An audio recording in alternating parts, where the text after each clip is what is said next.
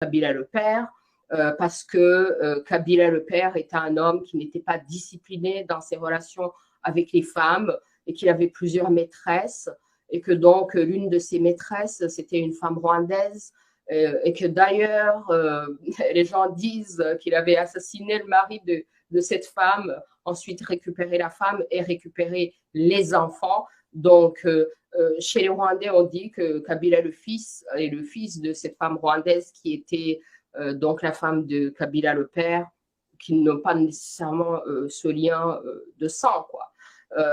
Donc, que le père ait été assassiné par Kagame pour ensuite y installer le fils, c'est parce que Kagame savait pertinemment que le fils va servir ses intérêts. Donc, s'il a déjà fait ça dans le passé, on ne sait pas pour le présent ni pour l'avenir. Donc, prudence. Je ne pense pas que Kabila soit une personnalité qui devrait revenir dans la politique congolaise. On sait tous les crimes qui ont été commis sous son mandat. Donc, je pense que s'il est intelligent, il va rester dans le passé et il ne voudra pas revenir dans le futur parce que déjà, il a eu la chance, il a échappé à la justice. Hein. Donc, je ne sais pas s'il revient, si ce n'est pas pour aggraver sa situation. En tout cas, moi, je ne le ferai pas confiance, connaissant tout ce passé et tous ses liens. Euh, Donc, Joseph Kabila est votre frère du Rwanda. C'est ce que chez nous, on dit. D'accord. Alors, on évolue avec cette question. Donc, aujourd'hui, les conflits ont atteint un niveau insupportable, et surtout entre les deux présidents. Est-ce que vous craignez aussi la guerre entre les deux peuples? Moi, je pense que le peuple congolais est beaucoup plus civilisé que le peuple rwandais. Donc, on espère qu'il n'y aura pas de guerre entre les peuples, hein, parce que le conflit n'est pas vraiment entre les peuples. Hein. Comme je vous dis, je suis là aujourd'hui pour exprimer ma solidarité avec le peuple congolais. C'est un conflit politique, c'est un conflit international depuis des générations.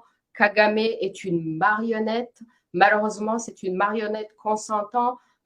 C'est un collaborateur, mais Kagame aussi utilise les Rwandais et les Rwandais sont devenus aussi ses marionnettes.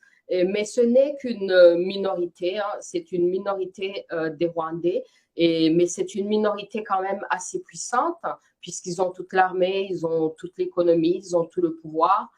Donc, c'est ça qui le rend puissant. Vous ne voyez pas l'armée rwandaise à s'attaquer ou résister devant l'armée congolaise? Le Rwanda a une très bonne armée. Donc, il ne faut pas sous-estimer l'armée rwandaise, surtout que ça ne paye pas de sous-estimer son adversaire. Mais ce que je suis en train de dire, c'est que le Congo a une chance de gagner cette guerre contre le Rwanda, contre le Kagamistan, malgré toutes les manipulations qu'il y a eu. Peut-être qu'on peut parler de comment est-ce que le Congo peut faire pour gagner cette guerre contre le Kagamistan et donc contre les prédateurs internationaux. Peut-être qu'on peut aussi parler de ça, de différents moyens de gagner cette guerre. Et une guerre se joue à trois niveaux. À trois niveaux ici, là, comme on nous a appris en sciences politiques. Pour prendre le pouvoir, il faut absolument le pouvoir des 3 M. 3 M, les médias, le militaire et le money.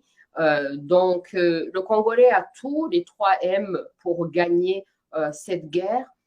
Il faut oser aller sur la place publique, sur la place médiatique et dénoncer le Rwanda. Et sur ce côté, je trouve que le Congo fait un travail magnifique.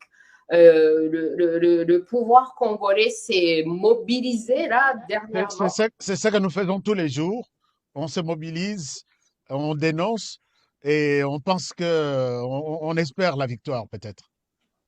Si on est Non, accompagné par les Rwandais que vous êtes.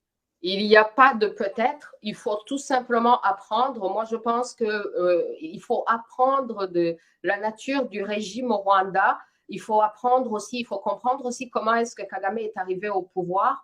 Parce que selon ce que j'observe, selon mes observations, Kagame est en train de vouloir jouer exactement le même jeu qu'il a joué au Rwanda pour prendre le pouvoir au Rwanda. Il est en train d'essayer de jouer exactement le même jeu au Congo. Et c'est ce jeu qui doit être dénoncé pour que justement il n'arrive pas à jouer le même jeu au Congo. Au Rwanda, Kagame avait aussi joué sur cette histoire de Hutu et de Tutsi. Et le FPR s'était présenté comme protecteur des Tutsis. Or, aujourd'hui, on a appris, ceux qui osent réellement aller vers la vérité, on a appris qu'il y a même eu des attaques, qu'il a fomenté lui-même contre les populations Tutsi pour ensuite se retourner et accuser le gouvernement que regardez, le gouvernement est en train de tuer les Tutsis, donc nous allons sauver les Tutsis. Donc, ils font des manipulations. Eux-mêmes, ils sont capables de tuer les Tutsis pour ensuite dire on doit protéger les Tutsis. Protéger Durant les le Tutsis, génocide contre les Tutsis. c'est vraiment une très, très, très bonne chose, ce que vous dites. Et Félix Tshisekedi l'a constaté.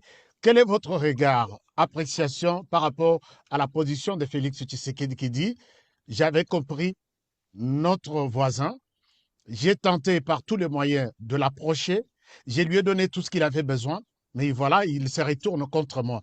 Et Tshisekedi semble prendre une position, il est presque maintenant seul par rapport à toute la région de Grand Lac. Comment vous appréciez la position de Tshisekedi et quelle chance vous lui donnez dans ces combats